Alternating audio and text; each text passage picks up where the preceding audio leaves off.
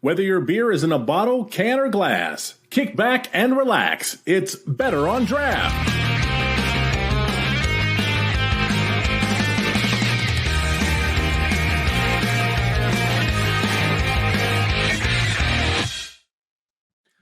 We are live, the craft beer news segment of Better on Draft podcast. It is October 6, 2023. My name is Ken. Thank you so much for joining us. I truly appreciate it.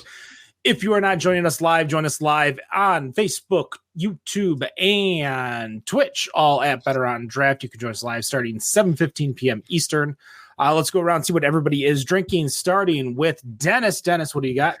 I am drinking another gift. It's called the Matsurika. It is a Bohemian style Pilsner with jasmine flowers, and it is by a Brazilian brewery, Jabas Cervejaria. Never had it before. It's fantastic. Tell our Brazilian friend Linus from Three Gatos to tell you how to pronounce that correctly. Please do. Wendy, what do you got over there? So I took inspiration from our last news segment when we talked about Aldi beer. And when I was grocery shopping this week, I picked up a Festlich House Oktoberfest. It is actually made by Rockwell Brewing Company, which is a subsidiary of Genesee in Rochester, New York. Fest beer is not my favorite style, so I'm just going to leave it at that. It's not bad by any means, and it's $7.99 for a 6-pack. So, Dan, what do you got over there? I am drinking a Beechwood Brewing Mocha Machine. Man, you just had me laughing about the Aldi beers with the obvious rip-off labels, too. Those were hilarious. Well, for myself, I'm going to be finishing this milkshake stout from Rochester Mills and then moving over to another. Well, the brewery isn't dead, but the beer is dead. Sanders Chocolate Stout. Oh, such a good beer. Brewing. Yeah. Get him to make that again. This was one of the beers that I had purchased for like $1 a bottle at a beer store because they had so many beers that were like out of date. And I don't know if I can find the date. It might be on the bottom of the bottle. You probably don't want to. Just drink it and enjoy it. I mean, it's just like the Massacre that I purchased, this 4 Elf. It's probably 2016, 2017. Jeez. And it's just sitting on the shelf for 7 years. Yeah, that was the first time I went out to Old Nation was to go and pick that one up. This place does not have windows, so I at least knew it wasn't going to be Those are the best ones. It's like a casino going into the beer store. Ken came out 10 hours later, $300 later. After haggling with the guy. Yeah. Still my favorite. He's like, then why do you want to buy it? I said, I'm willing to take the chance at $1 a bottle. Like if it is bad, if it's bad, I got to deal with it. Do you remember having it when it was fresh though? Oh yeah, like because I remember it being fantastic when it was fresh. Yeah, it was a great beer. The Bumpy Cake is easily still one of my favorites between the two Sanders that they made. Oh, I think I might still have those in my cellar. What was that, Wendy? I think I might still have Bumpy Cake in my cellar. I traded a fan of Better on Draft for a final bottle of Bumpy Cake, and then I drank it right away because I can't. I would have too. Shit. Right in front of him. No. I just remember going there and it felt so weird because it was at his job and he worked at a restaurant. And I'm like, all right, am I waiting for you to get off or what's going on? And he's like, yeah, here's your beer. It was in the fridge there. I'm like, oh, nobody accidentally sold that. Awesome. Even better, trade it and then pour it out on the ground in front of him. You're like, thanks, trying to get rid of all these. Trying to get rid of that scene from a personal vendetta against this beer. Like the scene in Parks and Rec where he's getting the fake bacon and just throwing it directly into the trash. Oh, that's amazing. Everybody should eat it. I don't think I could do that. I still remember when DACB first started, and I remember as a joke, one of the admins drank a BCBS, poured an Atwater vanilla Java porter back into the bottle and recapped it, and then like on video uncapped it and dumped it, and it pissed off so many people. Oh, I love that. I remember. I bet it pissed off the people that hate Anheuser-Busch too, but they line up to buy Bourbon County. I mean, probably a little bit of both, because I was trying to think, and I'm pretty sure Goose Island has always been owned by Anheuser-Busch since we started the show. Oh yeah, absolutely. I'm saying the people that are like, I won't drink Really? Anheuser-Busch beers, but then they go and get Bourbon County. I think they got bought in 2011.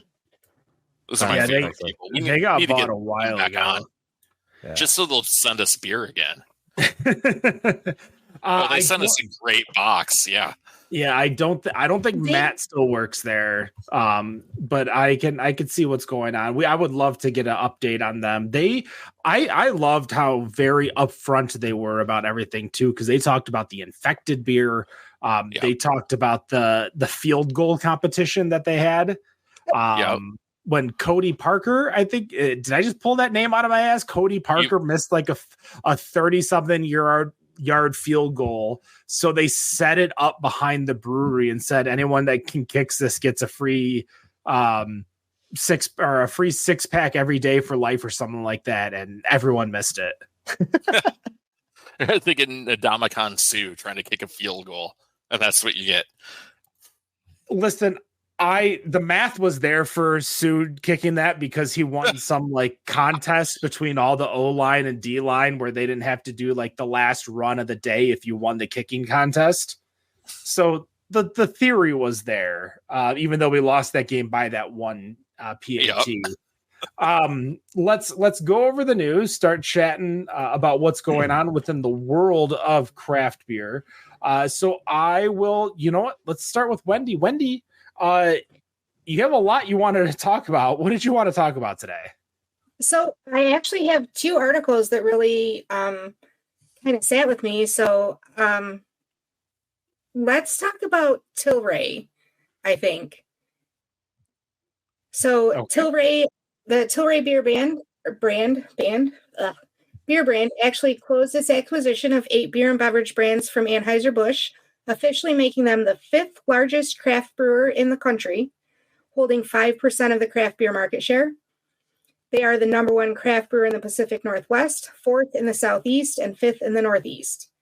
What I found most interesting about this article is that the response by 10 Barrel Brewing, who actually threw a banner over their balcony proclaiming that they were now with less Anheuser-Busch, crushing cans and spraying beer in what I quote is a jubilant display.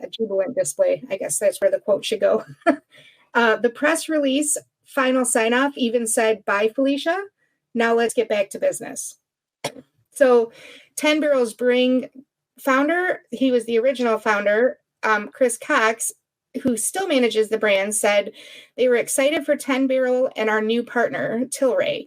Our team has always been focused on making the best beer and most importantly, having fun.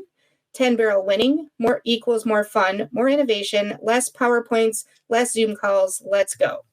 Now, let's go is one of my favorite sayings, so I guess he kind of resonated with me there. But because Tilray is a cannabis corporation, this puts 10 Barrel Brewing and the others acquired back into the craft beer status. So they're able to join all the craft beer organizations. They're able to take part in stuff in the industry again. But there are some naysayers out there that remark that the change of ownership is not a big deal because they're just trading one massive owner for another. Some even went as far as to say it's strange that 10 Barrel owners spent a decade defending their independent status, found new assets under Anheuser-Busch, but then they're now disparaging it. So I'm curious for your guys' opinion. Is it a big deal? Should it be a big deal? And do you get the icks from the group who sold to Anheuser-Busch making such a big deal about the sale? Does it change your opinion of this brewery? I guess I'm just interested in your take on this whole story. I'll start because go for it, Dan. I'm sorry, Ken. So I live in a state that our biggest craft brewer is owned by Anheuser-Busch. The people, the naysayers, yeah, I get a bad feeling about those people because, just like Goose Island, they're the ones lining up to get BCBS, even though they've been owned by Anheuser-Busch forever. And way, way back in the day, even when it was the original 14 episodes, we had, was it Craft Beer Check or Craft Beer Checker? That was an official, not an original. That was in our studio and that wasn't the good. That was like episode 5 or 6. Yeah, it was not Good Morning. Wow, what a Saved by the Bell reference in 2023. That wasn't the Good Morning Miss Bliss episodes. All right, Zach Morris, continue.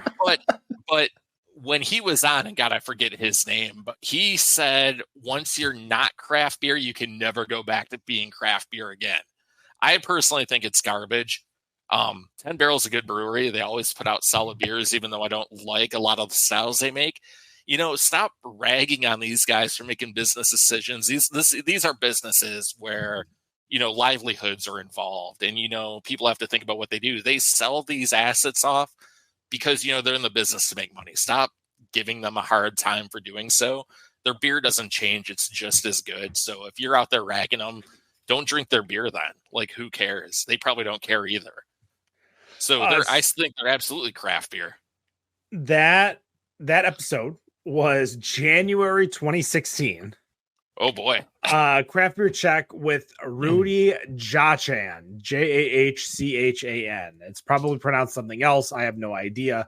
The app no longer exists. The app was a interesting app that allowed you to scan SKUs to see if a specific brewery had been bought by another brewery. So I believe that was like Blue Point, I think, was one of the big ones at that time where a lot of people didn't know that Ballast Point. Not Ballast Point, Blue Point. Ballast Point was bought by Constellation, but this was before that even. Oh, gotcha. Blue Point was one of the big ones that I remember the first time I ever understood what a craft beer under a major conglomerate was. Even though I understood what like Killian's was, like Blue Point, like Killian's, I just knew it was Coors. It just felt like it was Coors. But Blue Point, on the other hand, like there's no real mention of Anheuser-Busch on the labels. That's what the whole point of that craft beer check was for. If you look at this, what I'm showing you is all the beers that are back under Tilray. Like, I don't know too many people that are going to tell you that Shock Top is not craft anymore. I think they have just such a weird separation of life versus all these other beers like Green Flash, Widmer, Montauk, Alpine. Like, I think Shock Top, a lot of people are going to say it, but again, you don't want to, bite the hand that's feeding you. Like 10 Barrel's going to kiss ass to Anheuser-Busch because they're part of Anheuser-Busch. Of course and they are. Like they're the ones that are paying for their, what they probably didn't have before Anheuser-Busch bought them, their benefits, their health benefits, their 401k, their retirement. And now Tilray can still probably offer that to them. As a major conglomerate. But let's take a step back and look at Perrin. Do we call Perrin not craft right now? They're owned by Monster fucking Energy. Like, it doesn't, I just feel like it shouldn't. 2016 Ken, episode 10 Ken, probably would say something different, but now it's just like, what does it matter? Like, just enjoy what you drink what you enjoy. These breweries that are getting bought out, like they're probably still happy. As I said, they're getting their benefits that they weren't getting. How many breweries give benefits? Yeah. To your point, I was going to say, like, if they're still able to take care of their employees, if not better, right? Like, that's really what it's about. They're the ones that make the beer. They're the ones that create that atmosphere. That's all that it should be about. Yeah. I quick Google search something around like, what was it, $300 million deal for a transfer of several different brands, but that's not chump change. That's a lot of money. And I can't imagine what the owners of like 10 Barrels must be feeling like. Yes, we did it. We made it. So, well, you're also going to realize that all of these places like Widmer's in the Pacific Northwest, I don't know if it's Oregon or Seattle, now you can go make weed products in probably one of their facilities because you can go brew Widmore somewhere else if you need to. Alpine Beer, they're probably in Colorado, another one where you can go brew CBD type products. Like that's when Two Roots purchased Rochester Mills, that seemed like that was the initial writing on the wall. Like I was surprised they sold the business before selling the business to brew weed, like brew CBD products, or not CBD, THC products there. I think this is just too good of a thing for Tilray. They have the money to do it. Why not? If someone offered me tens of millions of dollars for a business that I owned and worked hard on, and I knew that they were going to take care of my employees, I would have a hard time saying no.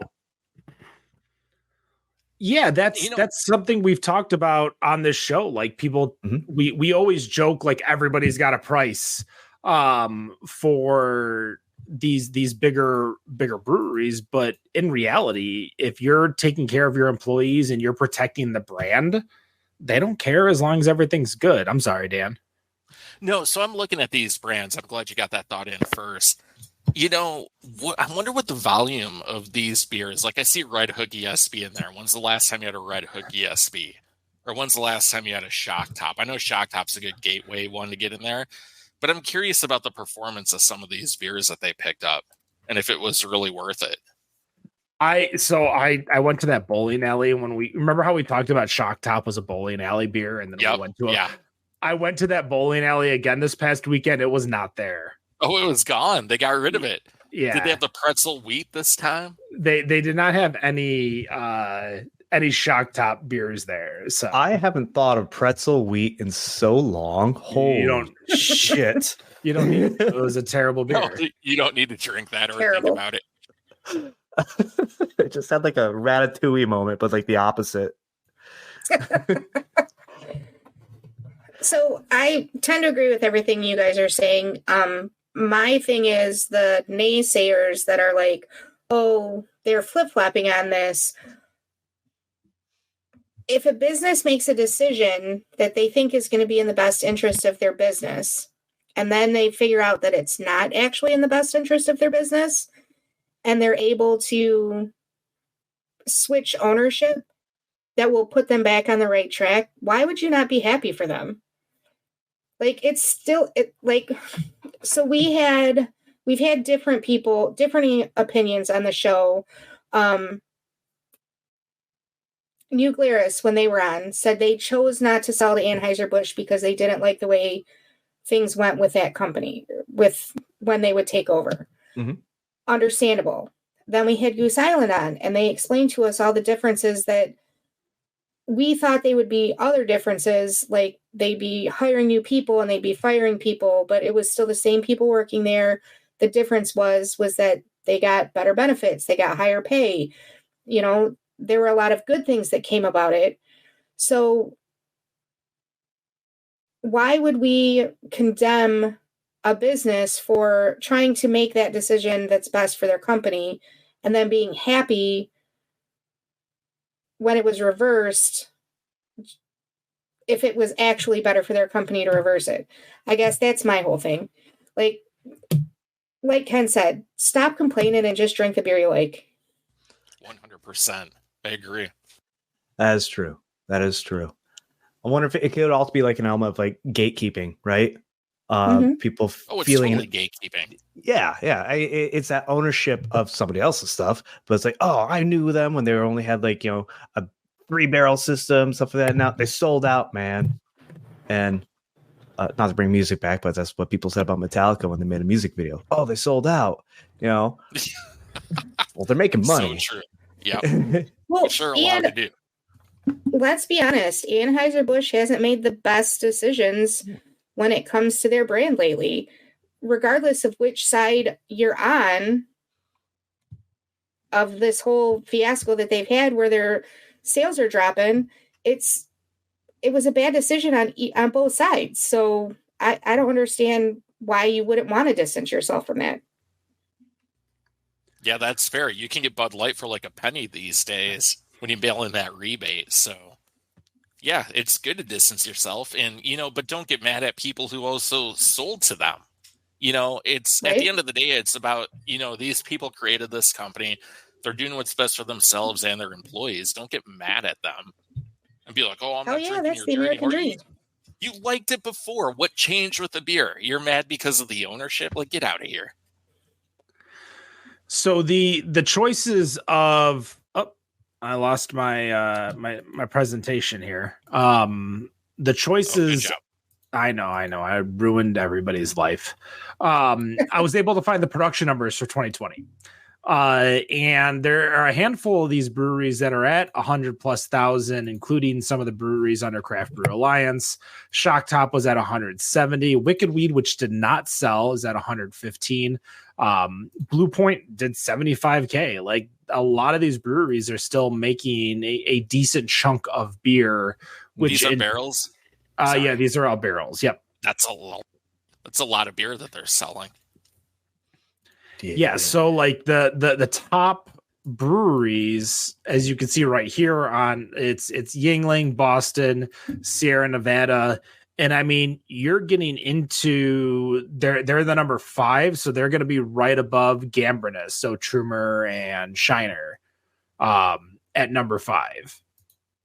So they're somewhere around 500K. So they're producing 500K a year between all those brands. Yeah, they're up there. So people are drinking these beers. So contrary to what I said, when was the last time you had a Red Hook ESB? So they're going to be doing well with these brands that they brought on. Yeah, I think Red Hook. Was it Costco? What was that? The only place I can ever get a Red Hook was Costco. So do they still sell them there? Yeah, and I used to see Red Hook in like random grocery stores in northern Michigan. That was like the craft brand you could find. Yeah, I think Red Hook is under the Craft Brew Alliance, which is under the 640K. So there's more brands in that than just Red Hook. So yeah.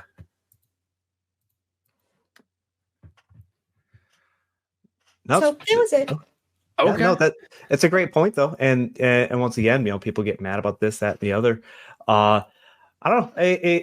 I think for me personally, and I'm just a dumb person, I just think like it doesn't really matter who owns what as long as they're treating their people well, and then they're able to also take care of their families and contribute more, whatever. But that's the hippie in me, right? As they say, ethical consumption under capitalism is impossible, Dennis. Now you tell me. Yeah, now I'm having throwbacks to that Boulevard Brewing episode where I got called out for something I said a few weeks before. Oh yeah, that's right. The guy listened to the episode. Yeah, and he was like, no, we actually care about this. Yeah, but go check that episode out. We're not going to go down that rabbit hole. Right Adam Hall was a great guest, Boulevard Beer. But Dan, you know what? You were at GABF. What's your article about? Yeah, so I didn't so much have an article. We talked about this a year ago, so I wanted to see where everyone's opinions are at now in 2023.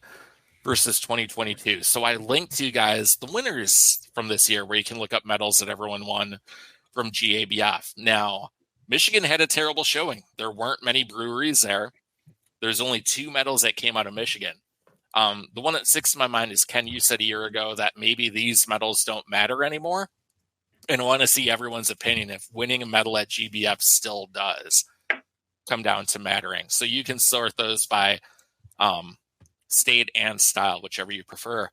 I thought it was awesome. We apparently have a lockdown on the ESB and Goza in Arizona, which was kind of amazing to see. So we had a lot of medals come out of there, but Michigan had 2 come out, one of them being at Bell's, which, people are going to say Bell's isn't a craft brewery anymore, just based on the last one. So I know I always start with you, Ken, but your opinion from a year ago sticks out the most to me. I want to see what your opinion is here in 2023. So I noticed this as I was updating our list of craft beer medal winners on our website. And for me, the thing that I do not know, and this is something that I would like to get a little bit further, but it's not necessarily how many beer medals did we win, as much as how many beers did we invest? I'm guessing Jeremy over at Royal Oak Brewery invested the Northern Kolsch into the festival. Did it now not medal because Are you talking for the competition? Yeah, for the competition. Royal Oak wasn't there for the festival. So yeah, keep that in mind. The festival, and for people who aren't aware, the festival and the competition are two separate things. Yeah, so you don't have to be at the festival I'm pretty sure Royal Oak was not at the festival last year either. They were not. No, did they win a medal this year? Last year I don't have the 2022 up. The Northern Kolsch won, and I'm fairly certain that I saw Jeremy in not physically, but on Facebook saw Jeremy in Denver this year. So he was probably there. So I'm guessing if they're going to do that, then they're going to try to defend their title. And did 3 brand new Kolsches come in, or is this something like I used to joke about the Tasting Alliance or like the New York beer competitions and stuff where everyone gets a medal. But in reality, like, do you want to state that like Royal Oak is no longer like one of the top Kolsches in the country? Like, that's how far they've dropped. Or do you want to like let's touch on the heartstrings of some of the craft beer nerds out there? Is Roke a bronze winning IPA in your opinion?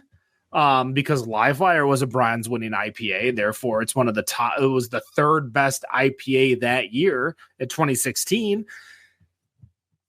I feel like 2 things, and I'll throw it back to you. 2 things. 1, I don't think Michigan shows up to this competition as well as they used to. 2, I don't think this competition matters as much as it used to either. I think it is great for a tiny brewery. If you are Royal Oak Brewery, a brew pub, you're not tiny. You do fill up your brewery every single day, but you're a small brewery compared to some of the other ones. Does that, I can stake a medal to that beer. I can stake a medal to that. Their alt beer, I think, won bronze the year before. Like, yep. Can they say that? Yes. But for your big dogs, your Blue Moon, your Bells, your Founders, your X, Y, and Z, like it doesn't really do anything for them except for really, pad stats. So yes, it does great for small breweries. To be honest, this might be something where we need to do maybe some money raising for getting a cold truck to GABF to get some of these smaller breweries to bring their beer to these festivals that they think are really good, because we serve some of the best fucking beer out there. Like Bobby English ESB, amazing. Wolverine Brewing, all their fucking lagers are so good. All their beers are lagers, aren't they? Yes. That's, I mean, it's a very specific category. So I again, I don't think we compete on a fair level against the Southwest because it costs a lot of money to enter. It costs a lot of money to get your beer out there. And if you want your beer fresh and ready to go, like you gotta get a truck out there. You gotta get a cold truck. And the guild used to send a cold truck every year. I don't think they do that now. I was going to say that there used to be a truck. We had people telling us, I think Brigham told us about it at one point, that they would send a truck and put anybody's beer on there that wanted to go out. So if that's not a thing, that does make it harder. One thing before that, I'm going to throw it to you, Wendy, to see what your opinion is next.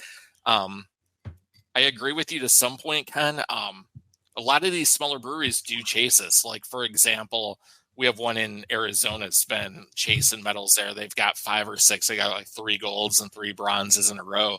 I think that does help sell it. But the one thing I wanted to point out, if you remember, the award presentation was happening in 2021 live. And when you would probably remember this too, while we were doing an episode. And Wren House in Arizona won for like the hazy IPA. But something we pointed out, there were like 350 entries. Do you think that's just subjective at that point after tasting 350 entries where it really doesn't matter? and it's just kind of luck of the draw? Ken, that was for Yeah. you. Sorry, I was just responding. Yeah, Wendy, yeah. But yeah, so is it really an accomplishment if you beat out 300? Because can you imagine tasting 350 hazy IPAs and being able to distinctly tell them apart? I gotta say one thing, and then I'm gonna pass it to Dennis.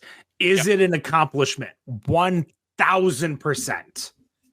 It is an accomplishment. Is your beer bad or worse because you did not get a medal? Absolutely not. That's a fair statement. Agreed. I agree with that 100%.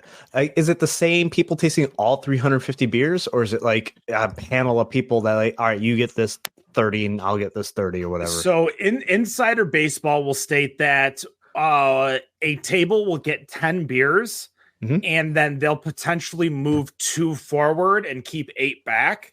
Okay. And then a different table will get 10 different beers, move 2 forward, 8 back. Now these numbers are arbitrary. It might be 1 forward, 9 back, 3 forward, 7 back, depending on how many beers there are in the competition. But there are like, you only get a handful of beers. Everyone gets beers. So you might get like round 1, seat 1 of the hazy IPAs, round 1, seat 9 of the next 10, and then round 2, seat 3. And you get some different beers. So when you're trying to break down 300 beers, it probably takes 30 tables of 10 of 3 people. So that's 90 people round 1. And then, probably 30 people round 2, 10 people round 3, and 3 people round 4. Got it. It's a wild bracket then. Yes. So yeah. Yeah. So if you're at a table where the person does not like hazies and they got the hazy, because that's also a randomized thing too. Yeah. When you're in this competition, you're getting random different beers. So you might be going from when I was at the World Expo of Beer judging competition, I got to sit down, I got to talk with all the judges. There was a table that went from double IPA to like barrel aged beer to English browns. And like some whiplash for your taste buds. And the thing is they went from double IPA barrel aged to like something like Belgian strong, and they're like, we need something lighter.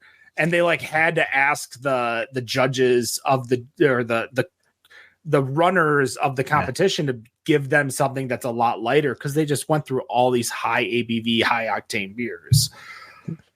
So can I get a Diet Coke? Yeah, anything less. Now, Wendy, I'm curious in your opinion, because you're going through the testing to be able to judge beers, or you were at least. I don't know if you still are. How do you feel about this whole thing? Is it subjective? Are these actually the best beers that win? Just tell us your opinion about it.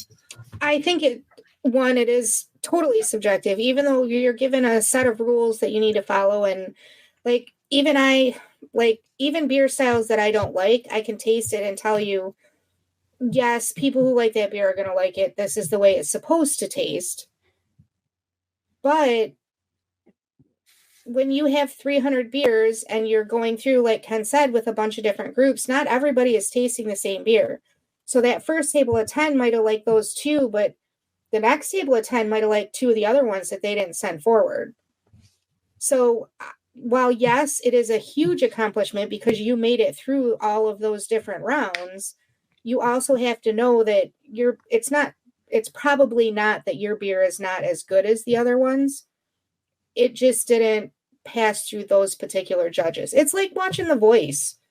They all have different opinions. They listen to the same song, but they all have different opinions of what they're listening to. That's a good point. Yeah. Yep. Dennis, what's your opinion on this? I'm curious as the new guy here. Well, I guess I've always wondered how they do the judging there, and that makes more sense. Like, a weird bracket style. What Ken said earlier, like, is it an accomplishment to get a medal? Absolutely. Yeah. That's pretty awesome. Do you have a bad beer if it doesn't medal? Absolutely not. It could be luck of the draw. It could be like you have a fantastic beer. There's something about this that really made it stand out compared to everyone else. It doesn't matter. Right. And also there's the context of just enormity of a competition. It's a completely subjective thing. That's my opinion. And the best beer is the one in your hand. That's a good point. One thing I wanted to point it out too, real quick, if you looked at the hazy competition, shout out to the guys at Omega Yeast that we had on here. Ken, you can tell us the episode, but other than that, yeah, I'm glad we had a chance to talk about this. Feels like everyone's opinions did shift a little bit to where the medals do matter a little bit more, but they also don't matter. When previously, I feel like a year ago, I'd have to go back and look back where everyone was like, yeah, the medals don't matter. Who cares? I think we have a much more defined commentary of what we mean by the medals don't matter. I think so. Yeah, Well, I agree with that. Because I think... Go on, Wendy. I will tell you that I went to Sweetwater the first time I went to Atlanta, and I had no idea what beer to pick. And there was a very long line. So I was like, hey, you just got this gold medal. Let me try that one. So that did make a decision as to what I was going to pick. I just picked the gold medal beer. It wasn't even my style. But I'm like, if they said it was good, then it must be good, right? Let me try it. It wasn't my style. I had to go back and get a different beer, but it was, I mean, it wasn't a bad beer at all by any means. Okay, this is anecdotal. It's semi beer related, but it's award related. So my brother, Mark, he works in the film industry over in Hollywood. He's a cinematographer out there. And last year we were talking about movies, and Everything Everywhere All at Once got the best picture, got everything right. And he's like, yeah, but was that an Oscar award-winning movie? Like, I don't know. It seemed like everybody else liked it. He's like, but was it really an Oscar award-winning movie? Like, it sure felt like it to me. But he has a different insight on that, and everyone's opinions are going to differ. And also, a lot of people saw that movie because it got an Oscar. So to your point, hey, yeah, you got a gold medal. I want to try that. In fact, I want to try 4 of it. So. You hit it on the head with the movie industry. Not everyone is going to see some of the top movies out there, because some of the top movies out there might be independent films that are a lot smaller. Or honestly, some of the top movies might be a genre that does not get an Oscar, like a comedy or a horror. So there are times where that kind of hits, where it doesn't necessarily mean you have a bad movie. It doesn't mean that the movie that won isn't good. It just means that that's good to the people that made that decision at that time. Mm-hmm. Good conversations. Yeah. Are you saying Jigsaw or Saw 10 isn't going to win an Oscar? Absolutely will. I did not see Saw 10. I think I started watching Saw 9 because somebody said it's not as gore porn as it normally was.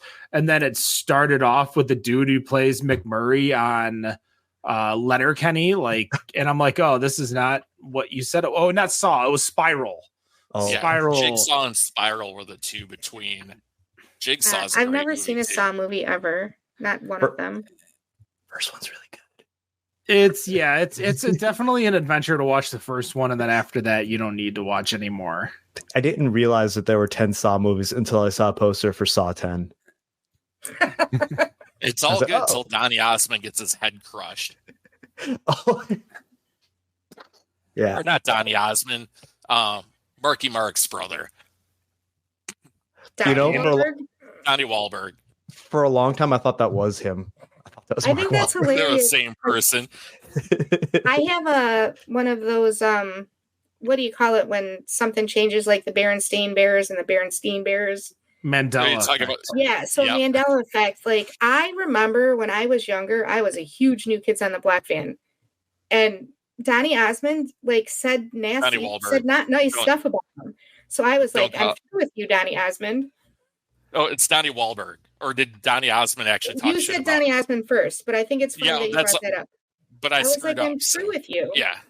I'm through with you. I can't find it anywhere on the internet that he ever said anything bad about him. Like, he only says good things about him now. See, you changed realities. You slid through to another one where that doesn't exist. No clip through reality. There's a reality where, Kevin Smith wins an Oscar for Clerks 3. Yep, there is. Better be. Dennis, what's your article for today? All right. So I did pick up a couple things that do tend to go together, and bit of a downer, but also talk about the future once again. Sam from Dogfish Head talk about ongoing draft challenges, a generational problem, not a pandemic issue. It's no secret, a lot of sales are down since 2020, especially when it comes to breweries, even though they're reopening. So a couple of bullet points from the article I found here. Stalled draft beer sales, right? People are buying less on draft, even though it is better on draft. People just aren't going out as much or buying as much even. Sales of distributed draft beer have remained at the same levels reached in 2021, despite the reopening of on-premise locations following COVID-19 closures. There's a big decline in draft beer markets. And then the article goes on a bit. It kind of touches about Sam commenting that it's more of a generational issue, not pandemic, because a lot of younger people aren't drinking like previous generations have, and there's a lot of studies, a lot of people saying that health related reasons, other reasons. I'm not exactly sure. I'm not a social scientist, but I just found this article very interesting. And they're talking about a shift in consumer spending, right? Pandemic driven shifts in consumer spending, particularly towards off-premise consumption, may have a lasting impact on the beer industry. People are taking it home instead of chilling at these different bars and breweries. So I guess I want to know, what do you guys think is going to happen? Is this going to be more like a leveling off kind of thing? Or are you going to see these big restaurants like Buffalo Wild Wings, 93% of their beer sales are draft, and it has dropped significantly over there as well. Is the decline in draft beer sales a generational issue, or what do you think is happening right now?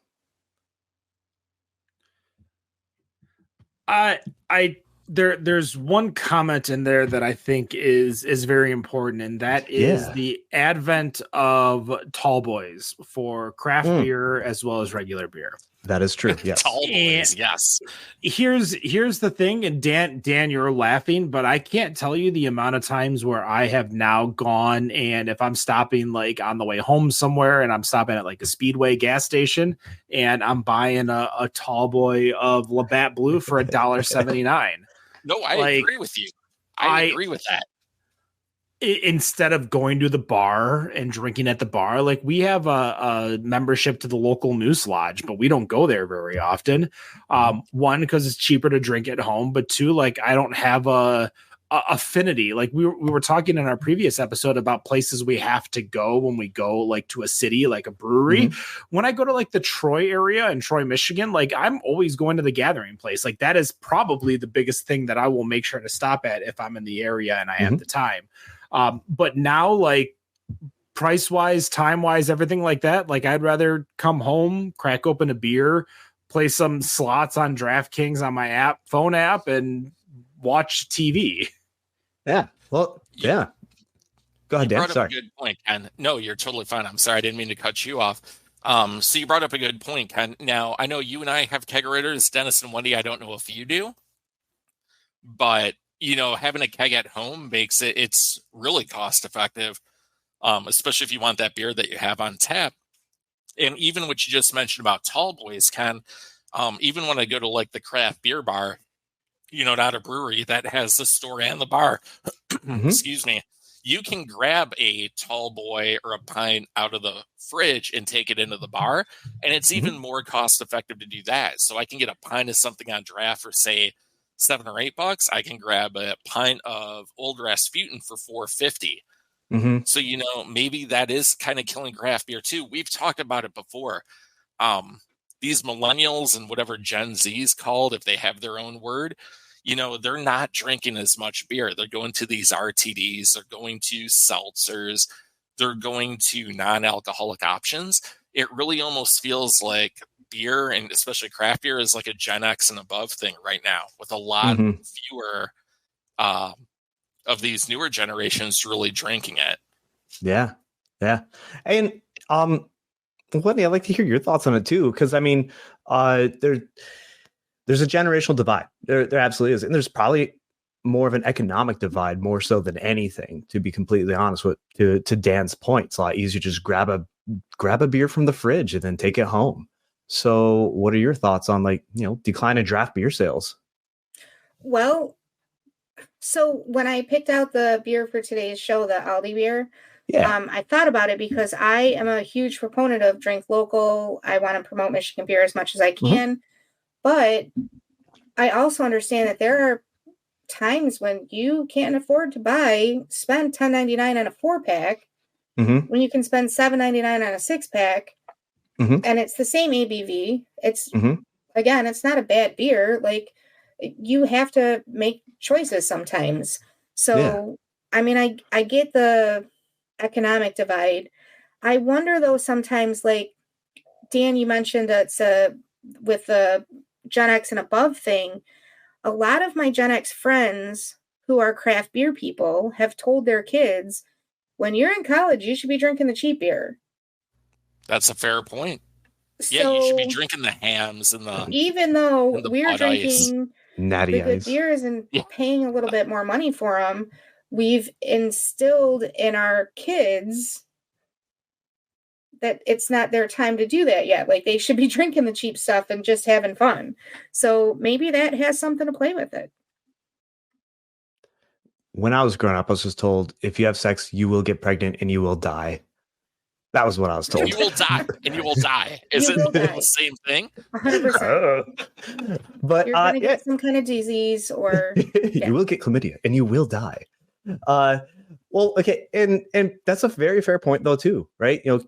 Younger people are not in the same economic bracket that people older are. They can spend that more discretionary money elsewhere. They can go to the bar, they can go to the brewery, they can go to their local spot. And that makes perfect sense to me. And then even now, younger generations are at a more of a disadvantage just because of the economic situation that they've been born into. They're not able to do that. And also, so I also coach, I do a lot of personal training at a local gym here. And a lot of younger people, they just don't drink. And that actually goes into a second article that I found about how brands are addressing non-alcoholics' biggest barriers. There's a big movement in NA beers, Athletic Brewing Company. Look at them, right? And they're crushing it right now. And there's even other companies out there making non-alcoholic spirits, which I personally don't see a point in for me. But I'm sure that's someone else's jam, right? Making mocktails and whatnot. That's a whole market out there as well. Former host Rob was a big, sorry, I didn't mean to cut you off. No, was a big mocktail guy. Ken, you could probably tell us better what he used to drink, but that was his jam up until he left the show. He was making some like old fashions and random drinks with some of that spiritless and Kentucky 73, I think it was called. So yeah, like I've made plenty of 7 and 7 type drinks, like ginger ale, or 7-Up and whiskey, or ginger ale and whiskey with the spiritless. So I personally have never had any issues with spiritless NA. Like, it's always been an extra thing, but those beverages are meant to be mixed. Like, they're not meant to be made neat. Yeah. They're not supposed to be a culinary experience all on their own. They're supposed to be an adjunct, a mix-in, like you said. And I'm not saying that market is going to swing that way violently. Why are they still $60 then? Probably because they can't. I don't know. Maybe they can't make it in bulk, or they haven't had that chance to make it at scale that other companies can. But that's a great question. $60 for a spiritless gin when I can just buy the gin for $40. Yeah, absolutely. Well, yeah. Well, different goals though too, right? Right. Yeah. Yeah. Why am I buying spiritless vodka for a whole bunch of money when I can get 5 o'clock for like $7.99? Like, let's think about that. I think it's all flavor based. Like, if you're not getting a good flavor out of it, then you shouldn't be drinking it. But a lot of these spiritless cocktails are giving you the flavor of whiskey, of gin, of vodka without the buzz. Doesn't give a good flavor. Absolutely not. Yes, I am saying that. I can't. Let's just put it out there. If they want me to try it, they can send us some, and I will be more than happy to give them my opinion live on. Yeah, good point. Spiritless, if you're listening, Better on Draft is looking to try your stuff. So, just a shout out. Yeah. Because there's times when I do want to have a drink, but I don't want the alcohol. So. Yeah. So, I mean, and just like in our last episode, we were talking about music and how it evolves, right? So drinking tastes evolve, culture evolves, and seeing how some people, and being inclusive is a big important thing, especially these small breweries. See a lot of LGBTQ plus owned breweries, women owned breweries, and you're starting to see it expand out of the manosphere, so to speak, right? And then they're also wanting to include people that don't drink or are the designated drivers or something along those lines. And if more breweries are starting to make more non-alcoholic beers to cater to that crowd, I don't see a problem with that at all. I think that's really awesome to include people on that.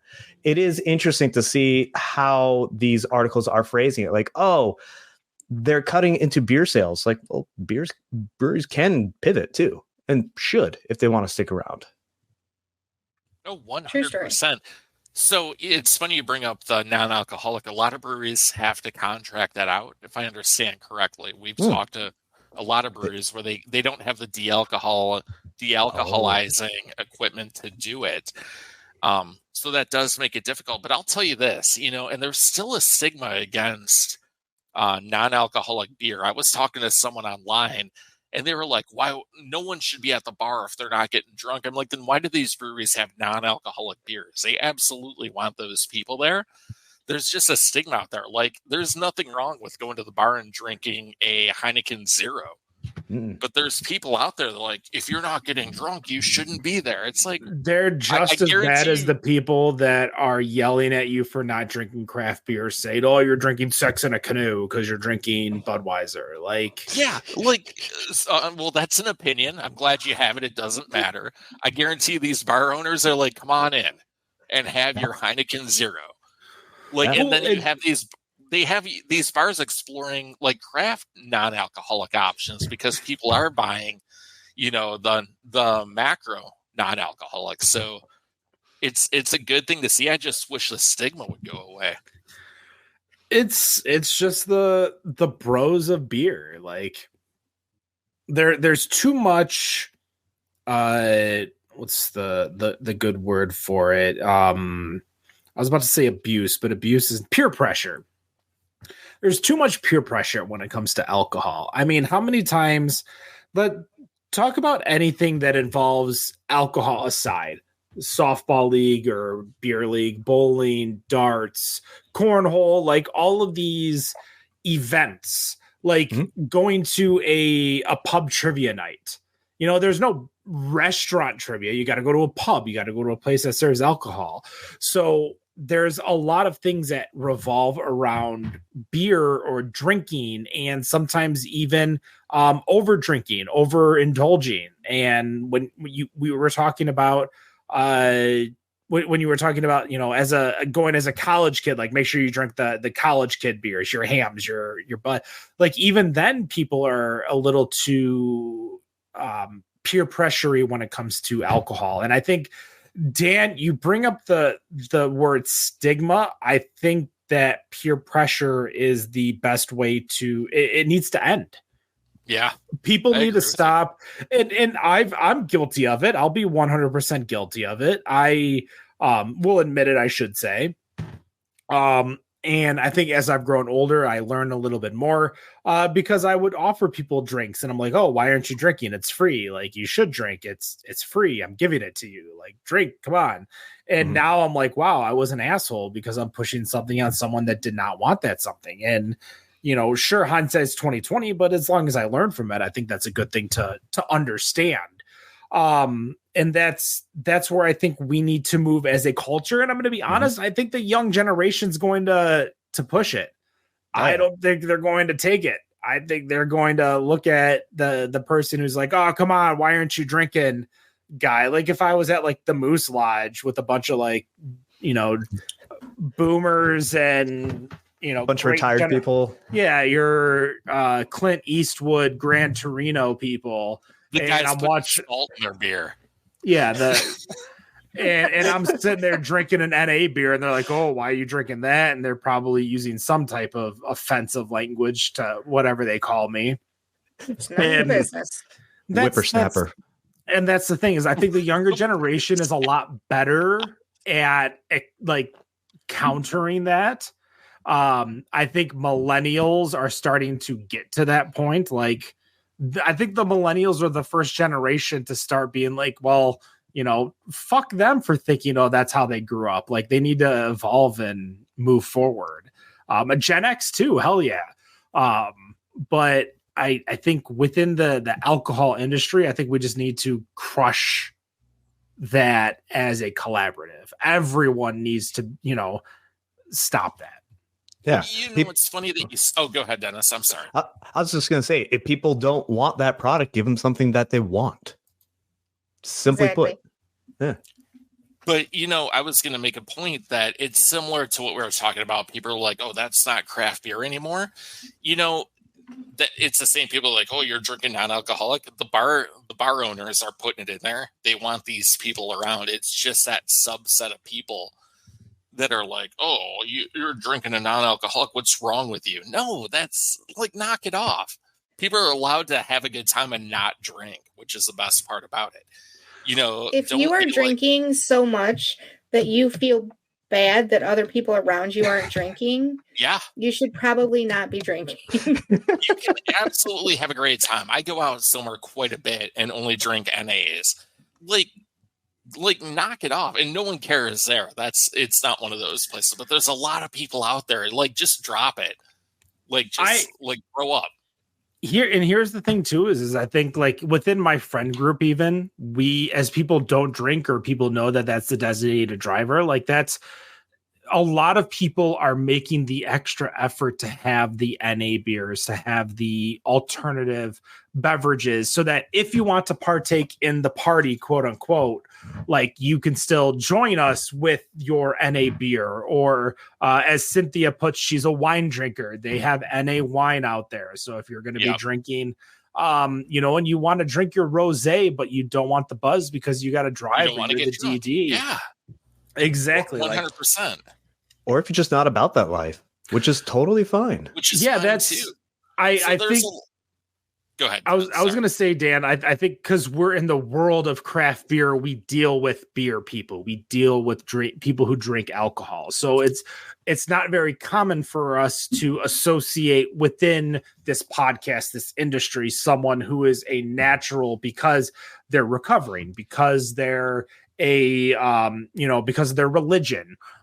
We don't necessarily see that within this industry, but as people come into this industry because they don't drink, but they drink NAs, we're going to have to be a lot more welcoming, as we are here at Better on Draft, but as a collective, we need to be more welcoming and understand, oh, you don't drink because of your religion? Perfect. Great.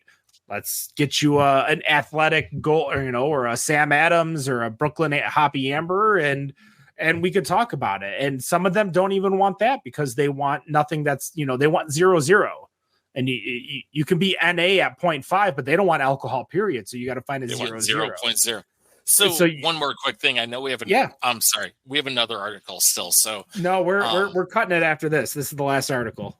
So we had someone on, and God forbid, because I can't remember this, so forgive me. We had it wasn't Athletic, but someone else who did an NA brew. We had Partake on. Was it Partake? Partake, yep. Yeah. But they were saying, they want even people who had previous drinking issues to be able to enjoy something like this without it having alcohol. And that's something you got to think about. These guys can have, a beer without it having any alcohol in it. It's a great thing. And it's more inclusive, and it makes them not fall off the wagon. So it's a great thing to have out there in general. And, when you're out there attacking someone over not drinking this, you don't know where they're coming from. Like, they're just enjoying a non-alcoholic beer to have a good time. Don't be out there be like, oh, you're not drinking beer. So think about that for a second before you actually do that. Yeah, it shouldn't matter that I'm drinking a Two Roots beer non-alcoholic beer next to you while cheering on the Lions. Yeah, perfect example. I was out there Saturday afternoon before flying home. I was hanging out at GABF at the non-alcoholic section because, I had to be functional to go through the airport. So I spent a lot of time drinking the non-alcoholic beer. It's just, don't get mad at someone for doing that. I think that is a good thing to end on, folks. It doesn't matter what you drink, whether it is beer, wine, like Cynthia over in YouTube. I believe she is a rosé fan as she gave us a nice little rose. Alcohol, spiritless, non-alcoholic. Enjoy what you drink what you enjoy, and what other people enjoy. If they like it, it's a good beer, wine, seltzer, whatever. Don't yuck someone's fucking yum. Period. Yeah. Don't yuck their yum. My name is Ken. For Dennis, Dan, and Wendy, this is Better on Draft. And no matter what you think of your beer, we think it's Better on Draft. Have a good night. Cheers.